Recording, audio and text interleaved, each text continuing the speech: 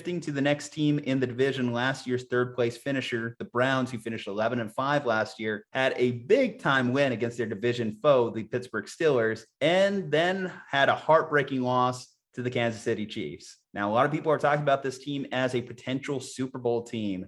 They've made some big additions. They went out there. They got Jadeveon Clowney. They got Josh Johnson, the safety from the Rams. But will the Browns take that next step?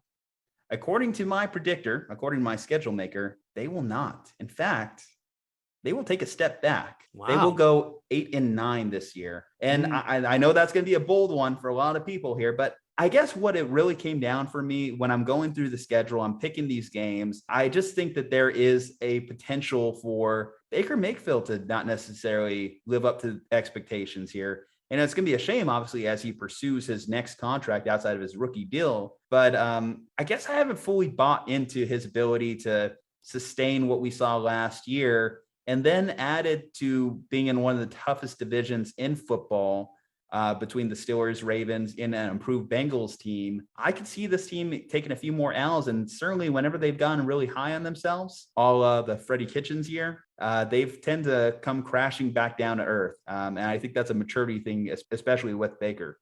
Yeah, so I have them actually finishing at 11-6. We'll get into Pittsburgh, but I have them tied with Pittsburgh. A couple of things about Cleveland that I appreciated, especially towards the end of the year. I mean, their playoff run was heartbreaking. Like, they should have won that game. I think it came down to like a penalty or something in the end zone. It's like they should have had that touchdown, in my opinion. I think they're going to continue to ride off of that momentum this year. I think that they're well suited to have another great year. So according to PFF, they were actually number 3 in overall offense last season at 87.8. The problem was that they were number 20 in defense, which you would expect them to be a lot higher given some of the performance that they have on their team. They just didn't put it together on defense. But you're right. They added Jadeveon Clowney and they added a couple of additional pieces. So I actually think their defense is going to improve while their offense actually stays at their current sort of productive level. And I say that because it's going to be led by their run game. So I know that there's concern for Baker Mayfield. He finished last season in fantasy as a QB 17, but that offense, more so specifically led by the running game, is deadly. Last season, they were 3rd in overall offense, as I mentioned, but they were 1st in run blocking and 1st in pass blocking. So that combination, that offensive line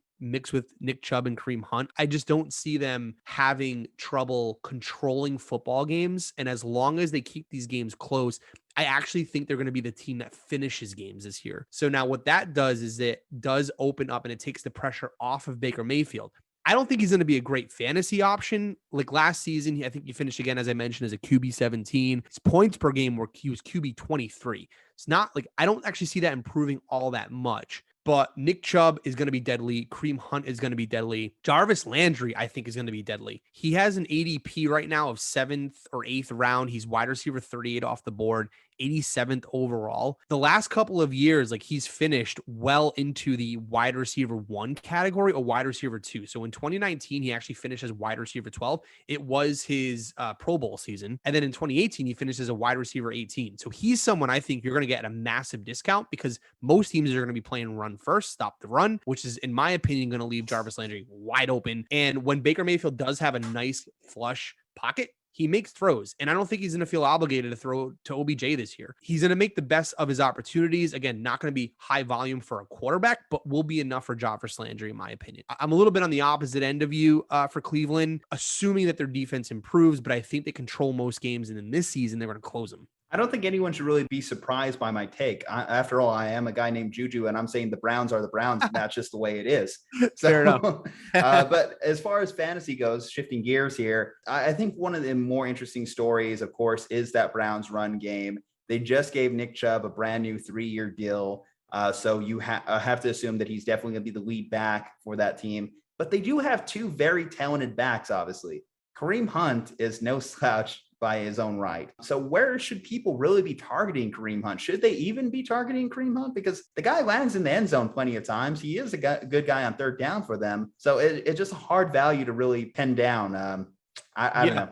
No, it is very difficult. Again, they're a 2-headed monster in a sense. Nick Chubb is going to get enough volume on the rushing side to give you, maybe 1,300 yards on the ground. But then Kareem Hunt will give you another 700 to 800 yards on the ground. They're a run-first offense, and that's what you should expect. Kareem Hunt also is a deadly a weapon in the passing game, and everybody knows this. So I think the thing is like they're the two best weapons that team has outside of a healthy OBJ, but I don't think anyone can trust OBJ to stay healthy. So they're not going to fight who they definitely are. Like they're a team that has their identity locked in. They're not going to fight it. They're going to ground and pound. And when the opportunity arises, Kareem Hunt will get the ball in the air. Nick Chubb will get the ball on the ground, and they'll get plenty of touchdowns between the two of them. But Nick Chubb is the lead back. So I think both of them are value this year. I have not been someone who's been too high on Nick Chubb in the past, but this season I certainly like him.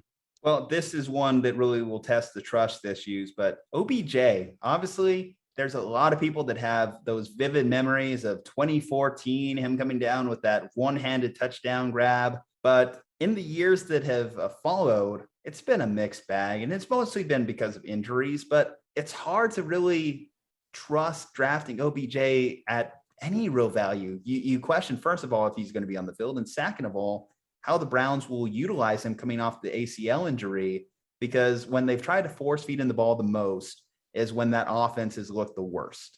Yeah, I agree with you. I am very much out on OBJ this year. I don't really want to have to deal with that. I mean, if he ends up having a great season, good. And mazel tov to everybody who drafts him where he's currently being ranked. But at wide receiver 27, like I would rather wait. I'd rather grab Robbie Anderson. I'd rather grab Chase Claypool, who I'm sure we'll talk about. I'd even rather grab guys like Deebo Samuel and Brandon Cooks, even Will Fuller at wide receiver 37. Like there are just guys that I'd much rather prefer to have than OBJ at this point. Yeah, I just don't have the appetite for it.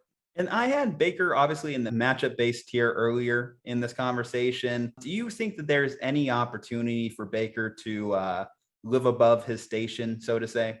Yeah, definitely. I mean, again, he finishes last year at QB 17 and didn't have a great year. I think he has a much better season. Like I think the pressure is off of him this year. And for some reason that team just seems to be, again, under Stefanski, just seems to be heading in the right direction. Once they dropped Freddie Kitchens and they got Stefanski under there, as head coach, like that team just seems to be heading in the right direction. They had a great playoff run, heartbreaking.